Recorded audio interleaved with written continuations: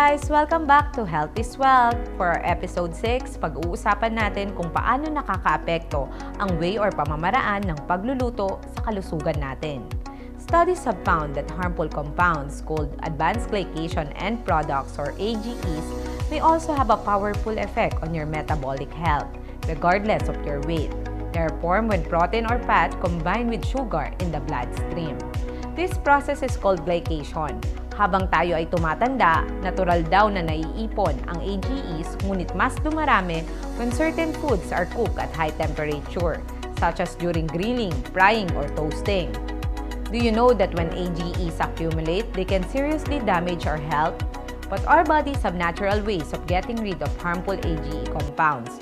Pero kapag nag-consume ka ng masyadong maraming AGE sa iyong diet, mas mabilis itong mabuo o dumami instead na mabawasan o maalis sa iyong katawan. Maaari itong makaapekto sa bawat bahagi ng iyong katawan at magdulot ng serious health problem. Gaano kaseryoso? High AGE has been linked to majority of chronic diseases like heart disease, diabetes, liver disease, Alzheimer's, arthritis, kidney failure, and high blood pressure. This is because AGEs harm the body cells, promoting oxidative stress and inflammation. High levels of inflammation over a long period can damage every organ in the body. So how much is too much? A high AGE diet is often referred to as anything significantly above 15,000 kilounits daily, and anything well below this is considered low. To give you an idea, kung regular kang kumakain ng mga grilled and roasted meats, solid fat, full fat dairy, and highly processed foods, malamang ay nasa high AGE ka nga.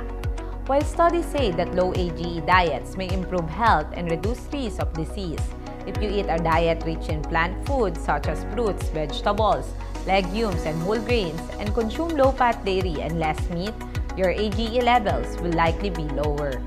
If you regularly prepare meals with moist heat such as soups and stews, you'll also be consuming lower levels of AGEs. Ang pinaka-epektibong paraan para mabawasan mo ang intake ng AGE is to choose healthier cooking methods. Rather than using dry, high heat for cooking, try stewing, poaching, boiling, and steaming. Cooking with moist heat at lower temperatures and for shorter periods ay nakakatulong na mapanatiling mababa ang pagbuo ng AGE. Cooking over ceramic surfaces rather than directly on metal can also reduce AGE production. Slow cookers are thought to be one of the healthiest ways to cook food. That's all for now. See you on our next episode. I am Lovely Montoya and this is Health is Wealth.